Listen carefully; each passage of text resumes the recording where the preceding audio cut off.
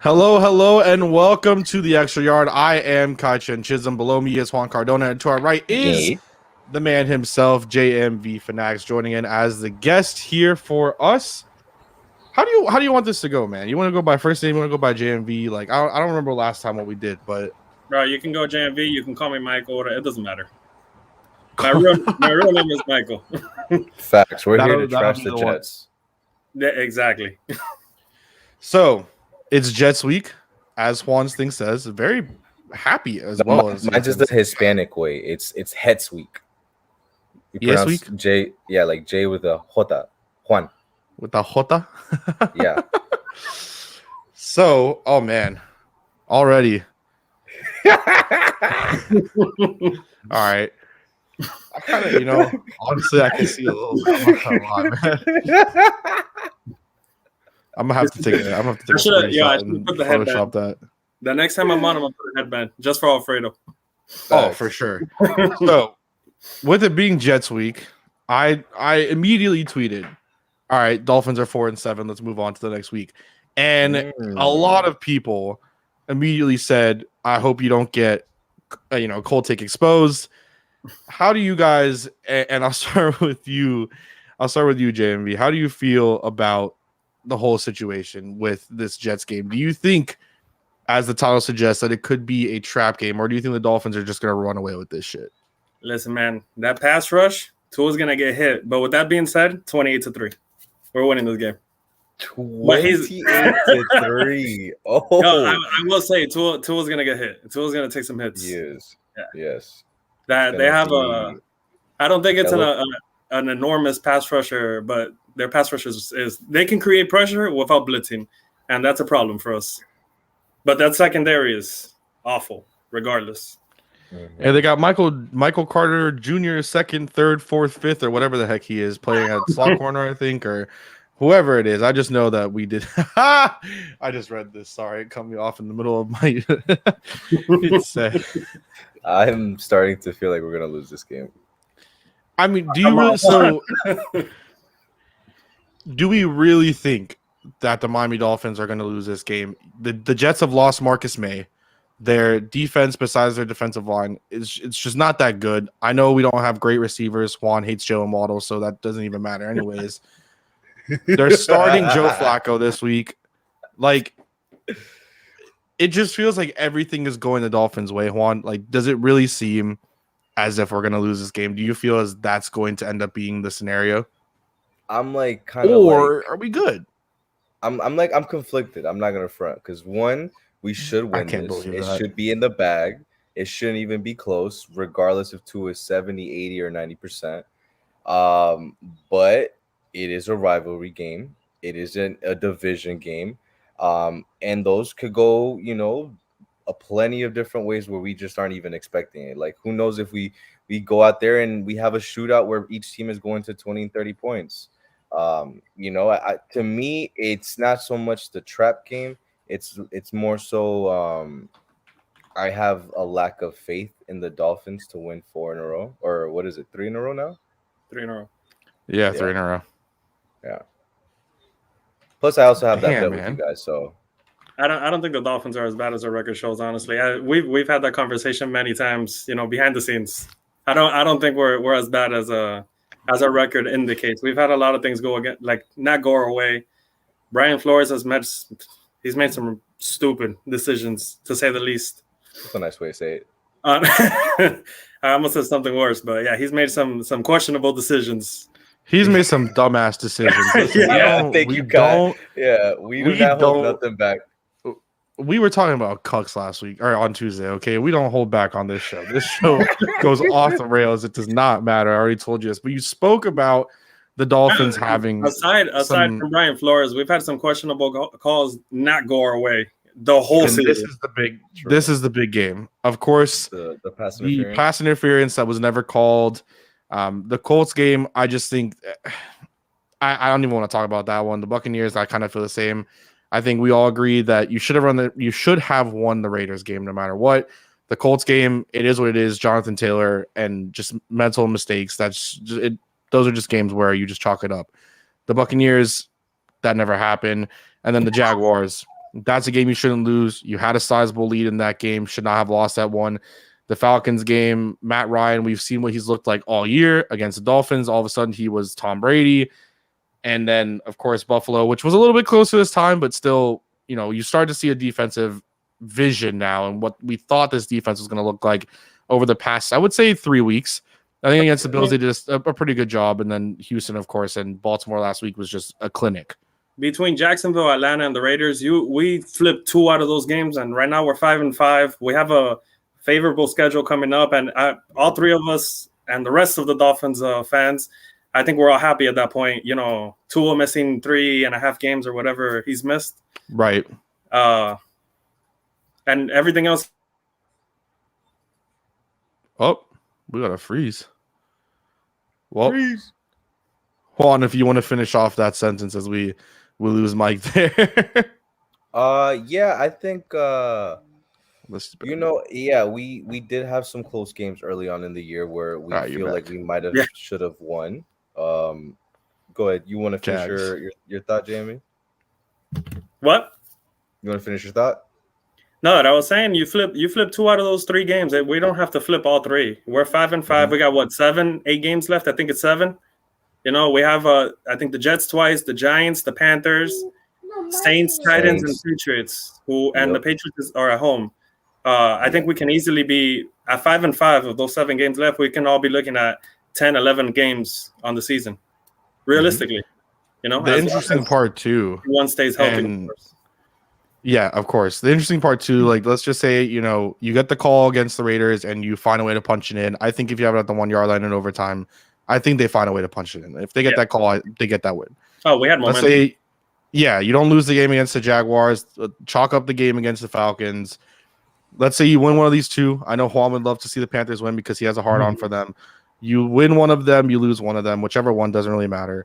You beat the Jets twice. You're going into that Saints game in New Orleans on Monday night with 3 games left to fight for the playoffs, and you're sitting there at 8-6. It's a much better look, especially let's say if you lose one of these games. Let's say you lose Titans game or whatever the situation, then you come out out of it.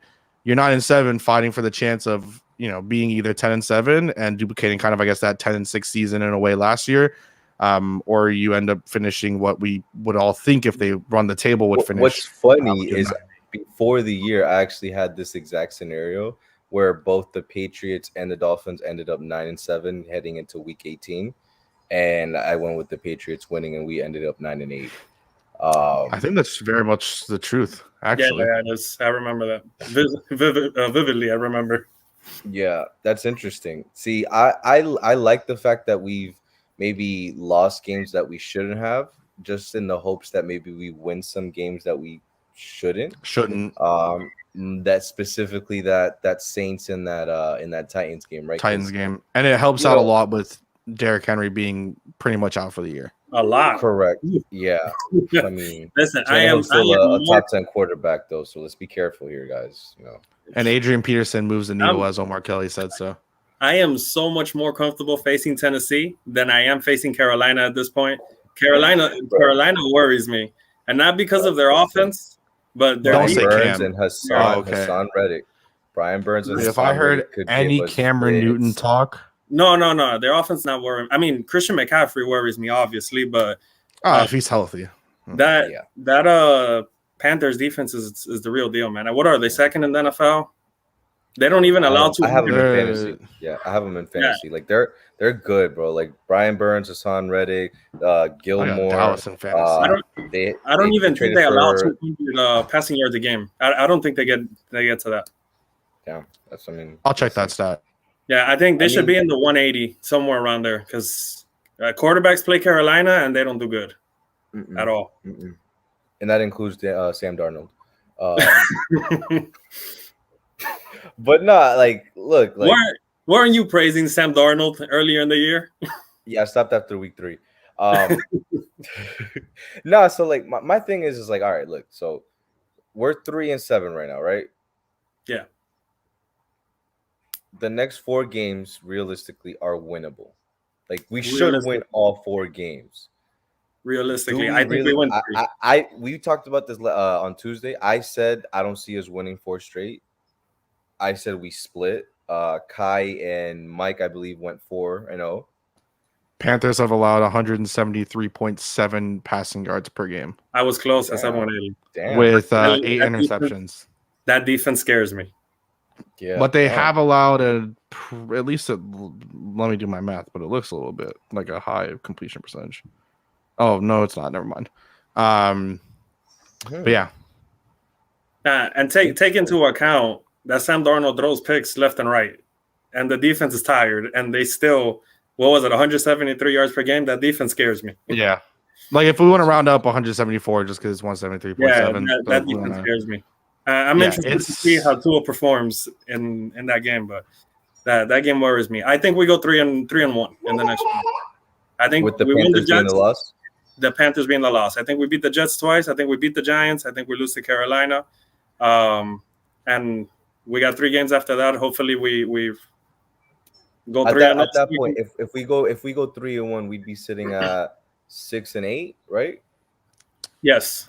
Yes. With it would be the Saints. No, we'd be sitting at 7-7. Wait, what? What did I fuck up? Sorry. Yes, 6-8. Well, I had a game wrong. Titans, Saints, and Panthers left, or Saints, Titans, Panthers, whatever the Saints, Titans, and Patriots left. Yeah, and only one of those games being the Patriots at home. Yeah, you split 2-2 in terms of home games in your last 4. If we go that 6-8 and we have those 3, do you guys think we get a winning record? No, you said what? I'm sorry. We go the 3-1 route, right, where we beat everybody but the Panthers, and we have the last 3 games as 6-8. Do we finish with a winning record? I think they win at least 2. Yeah, and I wouldn't be. At this point, I wouldn't be shocked if it was coming off the bye. They beat the Jets, then on Monday night they beat the Saints, and then they beat the Titans and lose the last game to the Patriots. I think realistically, not being biased, 8-9 looks like the outcome of the season. Obviously, you'll be happy that we turned it around in the second half, and there's things to fix, and whatnot. But that's the realistic option.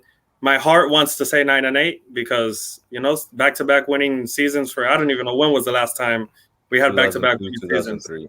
Yeah, regardless of no playoffs, back-to-back winning seasons is a step in the right direction. I don't think 10-7 is possible. I would love it, but I don't think it's possible.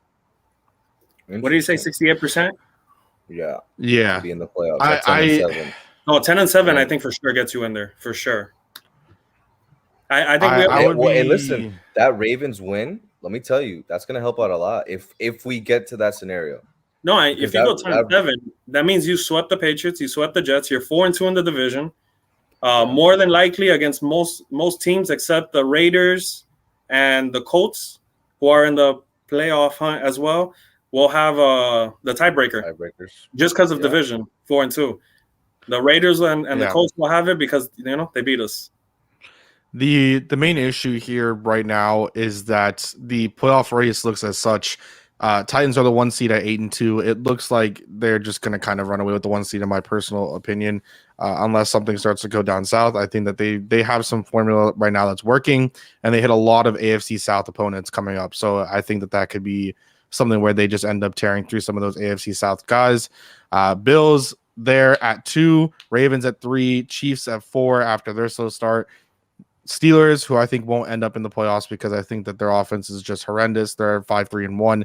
Pats at 6-4, and the Chargers, who have looked really bad in the last 3 games, at 5-4. I think the Chargers have to turn this around. I don't know what's wrong with Justin Herbert, but they got to turn it around at some point. Can only wonder. Juan, any idea on what's wrong with Dolphins' favorite Justin Herbert?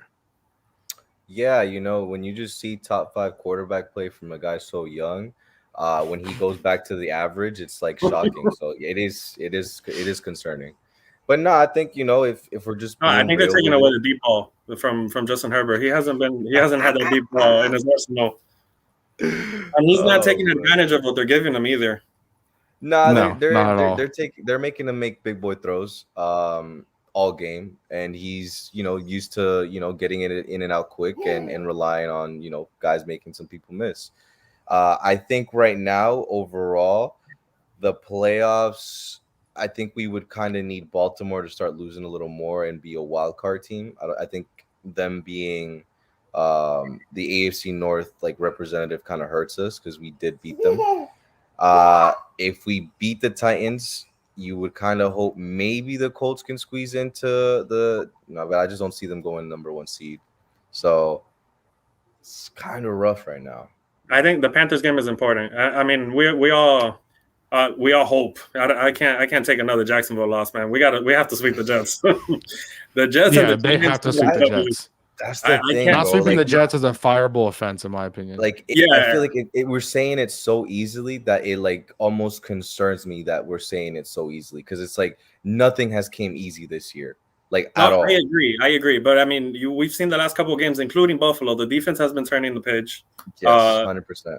Jalen Phillips has been making flashes more than he was at the beginning of the season. Javon Holland is a stud.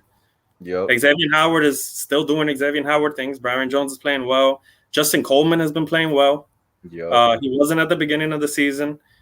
So, I mean, I still don't like our linebackers as it is, but they have been playing better. Yeah. No, even Baker, like, let's be honest. Baker, at the beginning of the year was pick a bitch. Yeah, like, they would pick them, and that's who they would attack.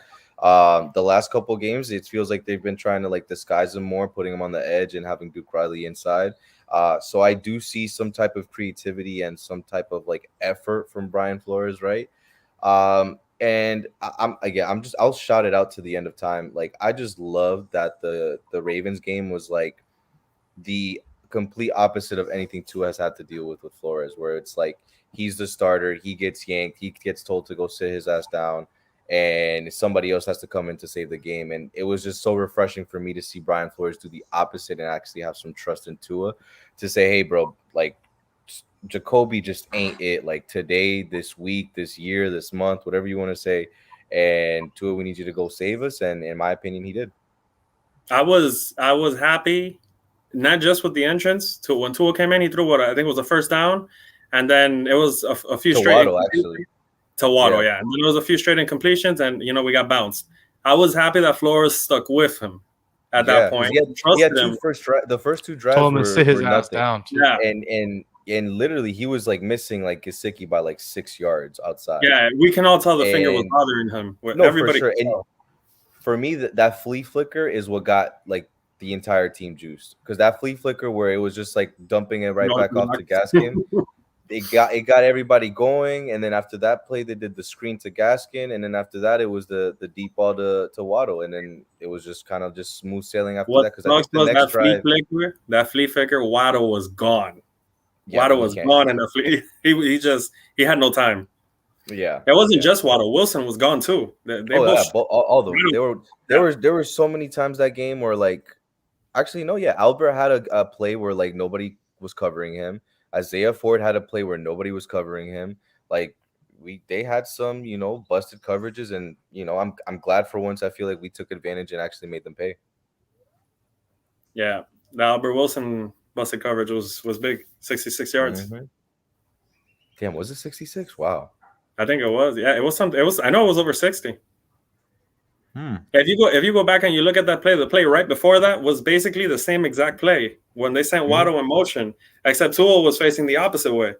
And then they ran it again, and they flipped Tua, and no one followed Wilson.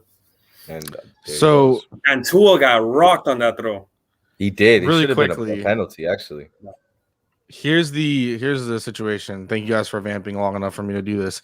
So let's say that, and I only did the AFC because the NFC doesn't fucking matter in this situation. Let's see that this was the final way that everything turned out. Let's say it's not, whatever. Let's just say that this is how it goes, right? Just theoretically. I tried to make it where there were a lot of teams with 9-8 or 8-9, just kind of to put in terms of tiebreakers. What's our record? Right now it would be 9-8. So with this 9-8, if this is how everything ended up shaping out somehow in this theoretical world, Dolphins would miss the playoffs because of the Colts winning in one of their weeks because they went 9-8. Even if the Colts, let's say, lost to the Jaguars, and they would need the Raiders to also lose to the Chargers, or they would need the Raiders to also go 8-9 because of the Raiders went 9-8. Colts and the Raiders to lose. No, I don't think Yes. 9-8. I don't think is possible for us to make the playoffs. I know Alfredo. So I think it was like 41 or 48%. I think 14. 14. But this is 40. so Yeah, that yeah, sounds this has all the prediction, like this has all the tiebreaker stuff and everything like that. It's just, I mean, realistically, I think the Colts are going 9-8 or better, and if they do, then the Dolphins are bounced out of the playoffs, and you'd have to hope that the Raiders go 9-8. I just kind of vamped on some of this. I would, it's the Raiders, so I think it just kind of depends on how things happen, and the NFL is the NFL. But saying is, if the Dolphins end up sweeping, which would be shocking, of course, they would finish in the 6th seed. So, yeah. And you would need Miami has to take this one game at a time and not get ahead of them. As Alf put it, the Patriots have a weird sort of schedule after tonight. They have to face the Titans, Bills, the Colts, Bills. Then they finish off with two of them, like two kind of normal games. And assuming that they kind of go 0-4 through here is what I assume, because I think the Titans will end up beating the Patriots. The Bills twice. That's a little bit difficult for the Patriots, especially for Mac Jones, a young quarterback. The Colts is the big one. If they end up winning, they would be bounced into the playoffs, of course. So the Patriots don't worry me, honestly. I know they're the ones that are 6-4 right now, but they don't worry me. Partly because of the schedule, and then two, we control our own destiny at that point. We already have a win, and we play them at the end of the season at home. So even if if we do win out, the Patriots don't worry me. So here's, I guess, the Ravens don't really matter, because if we finish as the same record as the Ravens, we have the tiebreaker. We went over the Ravens or the Raiders schedule already. The Colts sitting at 5-5. They have the Bills on Sunday. Then they have the Buccaneers. Then they have, I would say, an easy game against the Texans. But the AFC South, sometimes the AFC South is, and sometimes this shit doesn't even matter. Then they have the Patriots, Cardinals, Raiders, Jags. So they don't have the easiest schedule going we're forward. all rooting for the Patriots in that Colts Patriots game. That's a shit I would game. assume, I think we're gonna have to root for the Patriots there. Yeah, I agree. And this is, I mean, I guess, look, let's say that the Colts that's back-to-back Bills right there. Hopefully Bills and that's what I was gonna say. Yeah, let's assume that's back-to-back. We're gonna assume they beat the Texans, and we'll assume, let's say they lose a close one to the Pats. I think they lose to the Cardinals if they have Kyler Murray healthy. I just think they will end up winning. Then these two, I mean, you give them the Jaguars, and this one's kind of a difficult one. So for us, really, that Colts game. What's their record there without the 6-10? 6-10. Oh, which I don't think is possible for the Colts. I'll just be straight up. I don't think the Colts are finishing 6-10. That's just I think they're finishing 8-9 or 9-8 or higher. Just my personal. But it could also be, I mean, it could be where the Chargers end up falling out. And I think there is a chance of us getting way too ahead of ourselves. But I think legitimately you can kind of look at this 4-game stretch here like this. I don't want to count what happened here. Our playoffs start Sunday. Like, we cannot afford to lose any of these 4 games. That's why I said 1 week at a time. You got to take care of these next 4 games. We have to take care of business, including Carolina, which I'm not confident in. But we got to take care of that game. And then from there, you're 7-7. You got the final 3 games, and we can get a realistic picture of where things are heading. But that Carolina game is going to be important. Yeah, the interesting thing for me is kind of, if you do end up winning 1, 2, 3, 4, 5, 6 straight and 5 straight and then a bye, then you come back and you play the Jets at home. I do, and I know that it's momentum is a factor at that point. I do think that this is the most, if you end up getting into the bye with a 5-game winning streak, you have the bye. I think you end up beating the Jets and Zach Wilson or Joe Flacco or Mike White or whoever the fuck the quarterback is. And this is your most important game. Like, I know that the Titans is a tough game, especially in Nashville. The Patriots is always going to be a tough game. That's at home, but it's going to be tough. Like, it's just honest. It's going to be a tough game. I think that the Saints game is the most important one, because the Dolphins do have a history of losing to the Saints when they need to win most. And they lost to the Saints on Monday night a couple years ago after they started out 3-0. So I think that is probably the biggest game. I would say Carolina, and he's done. He's done. But so is he or Taysom Hill, or they'll both right? play, but I think it's the fact of Alvin Kamara and Ingram, and so I think there is some some cause for concern with the rest of the schedule. But as we try to round out like the short show here, just to kind of talk about the Jets game, like how do we I know I asked it, but right now as it stands, and I'll try to share the screen just so that everyone can get a look at it, just so that we can all be here on the same topic.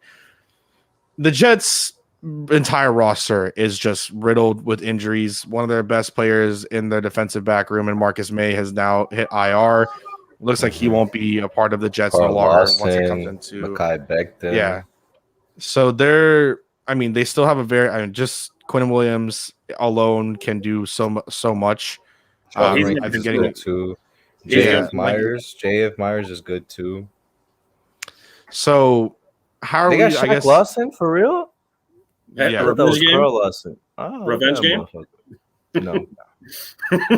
But considering that and really putting into the fact, like, look, I know it is the Jets, and I think a lot of us like to make fun of them. I mean, Elijah Moore has shown some flashes with Mike White. Now Joe Flacco will be starting. I think that they want something to actually kind of be there, the veteran leadership. They don't want to go into this game against the Dolphins defense, who's finally kind of showing something with Mike White at quarterback, and apparently Zach Wilson not ready to go too much. Flacco last year got destroyed by the Jets. We'll see what happens now. Michael Carter has shown some shine. I mean, he hasn't been bad. Ty Johnson has kind of been pretty good in the role that they've used him in. Corey Davis has had a couple good games, but not really too much. Jamison Crowder, of course, is the Dolphins killer. He's had some big games against the Dolphins before. Don't understand how that happens, but it does. And again, like I said, Elijah Moore has shown some flashes.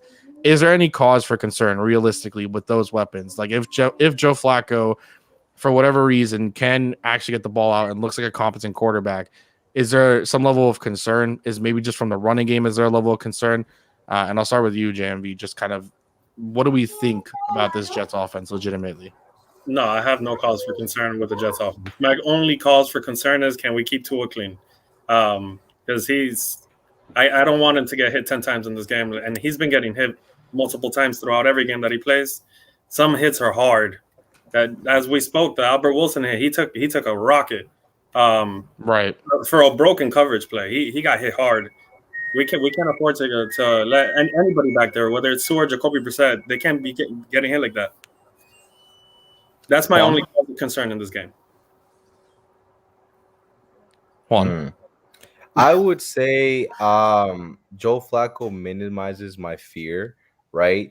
But then like I start to have like PTSD of like the most random running backs going for 100 plus on us, like Peyton Barber. So then I start to look at Michael Carter, and I'm like, I wouldn't say Michael Carter is. He doesn't go for 100 of rushing, but he could for sure go for like 170 like total. And that does kind of worry me, just because if there's been one thing that 170 total yards in the game. Yeah, for sure. Bro, fire he could probably but he could go like 90 rushing and 80 receiving, and then he's had a good game. I don't know if that's going to be enough to do anything for our defense or against our defense, but I do think that is somebody we got to keep an eye on. I would be pissed off if he has 170 total yards against us. I'm sorry. That's a lot. It is. No, for sure it is. And look, just to kind of piggyback what you were saying, that their defense, they have some players, bro, like Quinn Williams, Sheldon Rankins, John, like they have some guys that could potentially give us issues, especially with our weaker guys, with Liam, with Austin, with all these guys. Yeah, their pass rush scares me. Yeah, I think any pass rush, even without the names that we listed, scare me against this Dolphins offensive line. Yeah, I agree, but Quentin Williams scares me. For sure. Just like Brian Burns scares the shit out of me. I think Tua is still going to give us 25 points. He's a fucking beast. Yeah, I still think he's going to give us at least 24 points, but he's going to get hit a lot. That's my cause for concern. I want to keep him clean. The three of us, I'm sure we all have, the durability concerns. That was my only concern from Tua coming out of college. But I can't put all the blame on him. He's taking hits left and right. And he does a phenomenal job in the pocket. It's not like this is not Ryan Tannehill where he has no pocket presence and he's taking unnecessary hits. Like Tua has phenomenal pocket presence, especially for a guy playing his 15th start in the NFL. He has great pocket feel, presence. He steps up in the pocket very well. I think you pointed out a few weeks ago, that Tua's been taking an extra step back, to give him that leeway to step forward. So, and he's still taking hits. So that worries me. No, listen. That worries me. If the threat of Tua being injured means I have to see Jacoby again, I'm shook. I after seeing Jacoby live in person with Kai, I could tell you with all the love and caring in the world, I never want to see him in a Dolphins jersey. Like He'll never be a Dolphin fan again if he has to watch that again. Ever. And I was a Dolphin fan for a night. Bro, whoever the offensive coordinator was in Indianapolis when he was the starter, for a night, I give you props because you made that guy look competent. Yeah, no, I don't know what they thought of him or like to pay him the $12 million that they did, but my goodness, like I know Will Fuller robbed us, but Jacoby, shit, bro, you're up there too. I'm sorry, whoever the offensive coordinator was for Indianapolis, man, I would give him props that because they made him look competent. They beat Kansas City when Kansas City was Kansas City on Monday Night Football. I think people wrote articles saying that Jacoby was an early favorite for MVP. Yeah. Hoodwinked, bamboozled, led astray, run amok, and flat out deceived. Facts, bro.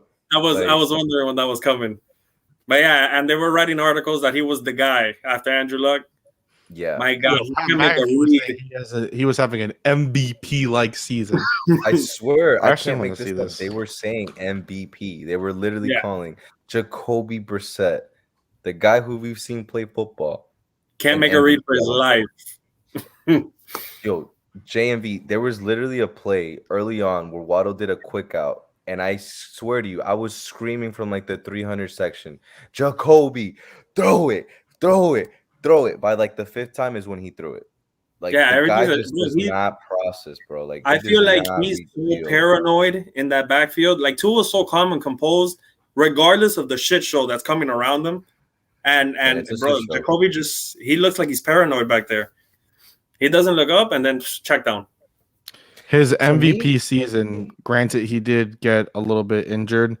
And what they were talking about was 18 touchdowns, 6 interceptions, and 2,942 yards. And he lost to the Miami Dolphins in that season. Yeah. So he's always been a scrub. He lost to the 2019 Miami Dolphins. I think he started 5-2. I think he started 5-2 or 5-3, and then he had like a partial ACL sprain or something like that. And then Ty got hurt, and everything went downhill for Indianapolis that year. Yep. From there. Yeah, bro. I just don't see how he could be, how he's even better than Reed Sinnett. He did not lose to the Dolphins. Sorry, it was a different. He didn't play that game. Ryan Hoyer, I think it was. Yes. Yeah. Oh my God. That was downhill. They were 5-2, and then just downhill from that point on. ACL sprain, Ty went down, and everything started going downhill really fast for Indianapolis. Right after they beat Kansas City, I think everything went downhill. Yeah, he had a lot of turnovers, or they had a lot of turnovers that game, or they had a lot of turnovers in all of those situations. Yeah, it's just like another Patriots connection that just didn't work out. Like, mm-hmm. like at least Calvin Noy gave us 6 sacks last year. Like this guy Jacoby can't even give us 6 touchdowns. I don't even know how many touchdowns he's thrown. I can't say anything else. He just doesn't do anything. How do you feel about Jason McCourtney? Because he's out for the year already. Like what? I think we needed him to be out to have Javon Holland go ball out, which is crazy. Agreed. You got forced to play a guy. You got forced to play a guy who's exponentially better and will be better than he ever was. And you're just saying, no, we need veteran like a presence, and we need somebody who's gonna go out there and be safe. But then it's like, did you see Javon Thursday night? Like I was everywhere. I agree. Everywhere. Him and Brandon Jones, I think, are the future in that backfield. You cannot take Javon off the field at this point. Like, I'm sorry, it should not happen. I agree. No, I think we got our backfield for a long time. And Eric Rowe's kind of getting phased out at this point too, because it's like, you want Brandon and you want Javon, and then on the slot you want Coleman, who had a good game, or you want Nick, who's been struggling the last couple of weeks. Hey man, Andrew Van Ginkel had a good game, and last week with you, I was talking shit about him. Yeah, no, AVG had a good game. He didn't step up like we all thought he would this year. Yep. But that last Ravens game, he was everywhere, bro. Like legitimately everywhere. And just to give a quick shout out, Brett Coleman, he did a little breakdown of the Dolphins like cover 0. I think anybody who's interested should go watch it. And he does a great job like showing like really kind of like the rules of our defense, and how we kind of use our rushers as to drop back when we want to get speed on the field. So like when we want to pass rush with Javon and Brandon, you always see maybe like Jalen Phillips back in coverage, and then you see a play like him going after Lamar. So it's like there's like nuances and levels to the defense now to where like 2-3 weeks ago it's respectfully I was saying to fire Flores, because if he's not coaching a good defense then he just should not be here, and he kind of got it around. So kudos to him. Agreed with every word. So do we have any final thoughts here before we wrap everything up? Anything that anyone wants to say? And just kind of suck. Waddle's gonna have 100 receiving yards.